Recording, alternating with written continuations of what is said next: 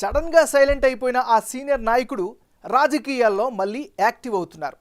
కొన్నేళ్లుగా అసలు రాజకీయాల ఊసెత్తని ఆ ఫైర్ బ్రాండ్ నేత ఇటీవల మరోసారి వార్తల్లోకి ఎక్కారు.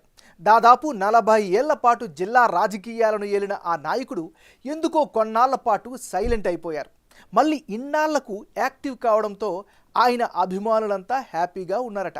ఇంతకీ ఎవరా నాయకుడు? ఆయన గురించి జరుగుతున్న చర్చ ఏంటి?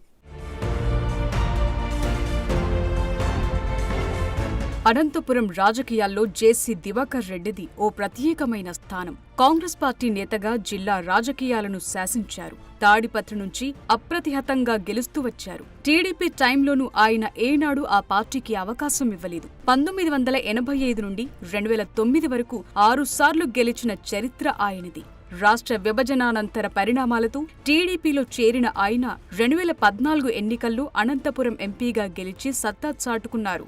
ఆ ఎన్నికల్లో ఆయన తమ్ముడు తాడిపత్రి మున్సిపల్ చైర్మన్ అయిన జేసీ ప్రభాకర్ రెడ్డి మొట్టమొదటిసారి తాడిపత్రి ఎమ్మెల్యేగా పోటీ చేసి గెలిచారు.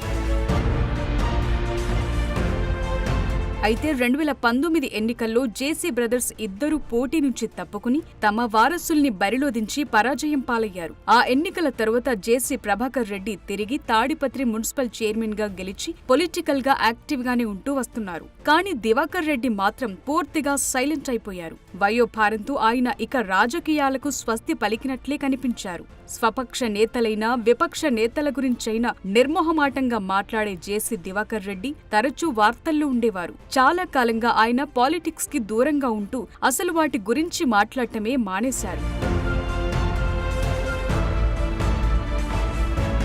గత ఎన్నికల్లో ఆయన కుమారుడు పవన్ రెడ్డికి అనంతపురం ఎంపీగా పోటీ చేసే అవకాశం కూడా దక్కలేదు. అయితే ఆయన తమ్ముడు ప్రభాకర్ రెడ్డి తనయుడు అస్మిత్ రెడ్డి తాడిపత్రి ఎమ్మెల్యేగా రెండోసారి పోటీ చేసి విజయం సాధించారు. 2019 ఎన్నికల తర్వాత కొంతకాలం యాక్టివ్ గానే ఉన్న దివాకర్ రెడ్డి వైసీపీ ప్రభుత్వానికి వ్యతిరేకంగా పోరాటాలు చేశారు. ఆయనపై జగన్ సర్కార్ కేసులు కూడా పెట్టింది. తరువాత కొన్నేళ్లుగా సైలెంట్ అయిపోయిన పెద్దాయన మళ్లీ ఇన్నాళ్లకు యాక్టివ్ అవ్వటం ఆయన అనుచరులతో పాటు టీడీపీ శ్రేణుల్లో ఉత్సాహం నింపుతోంది. చాలా కాలం తరువాత మీడియా ముందుకొచ్చిన ఆయన గెలిచిన పార్టీ ఎమ్మెల్యేలకు పలు సూచనలు చేశారు.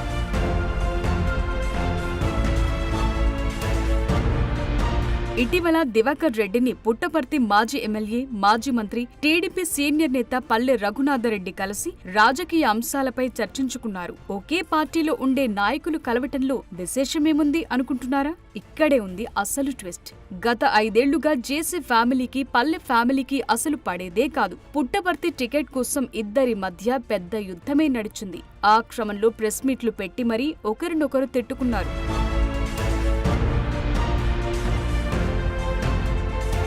అప్పట్లో ఈ ఇద్దరి ఫ్యామిలీల వ్యవహారం టీడీపీ పార్టీ అధిష్టానానికి తలనొప్పి తెప్పించింది. ఇక 2024 ఎన్నికలకు ముందు టీడీపీ టికెట్ పల్లె కుటుంబానికే ఇవ్వటంతో జేసీ కుటుంబం సైలెంట్ అయింది. జిల్లా మొత్తం టీడీపీ గాలి వీచటంతో టీడీపీ ఘన విజయం సాధించింది. ఇక ఈ కుటుంబాల పోరు కూడా తీరిపోవటంతో ఈ వివాదానికి ఎండ్ కార్డ్ పడింది.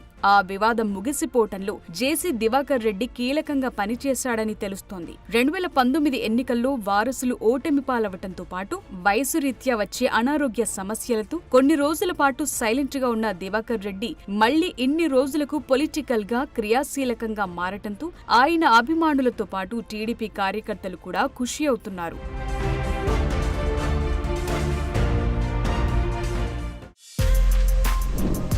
For more videos like this, subscribe Big TV channel.